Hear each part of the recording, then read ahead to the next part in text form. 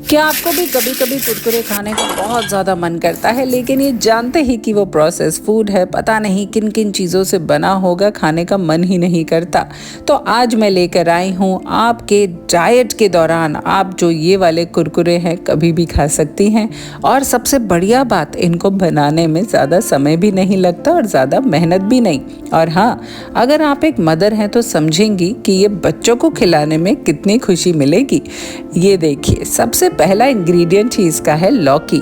लौकी को अच्छे से छील के हमने ग्रेट कर लिया। फिर एक कढ़ाई में डाला हमने थोड़ा सा तेल, हींग और जीरा, और यहाँ पर अब हम लौकी को सौते करेंगे जब तक कि ये जो लौकी है अच्छे से पक ना जाए और इसका पानी जो है सूख ना जाए।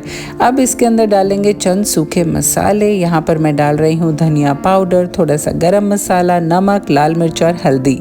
बस वही देसी मसाले जो आपके किचन में मौजूद हैं।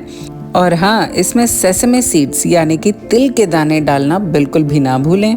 अब जैसे ही ये पककर तैयार होगा, इसके अंदर हम डाल देंगे 2 टेबलस्पून राइस फ्लावर।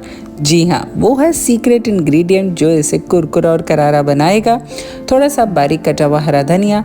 ये वाले कुरकुरे आप 1 से 2 दिन तक एयर टाइट कंटेनर में रख सकती हैं। इस तरह से ठंडा होने के बाद शेप दिया। अब इसको प्लेस कर दिया एयर फ्रायर में और ये कुरकुरे आपके बच्चे खुशी से खाएंगे।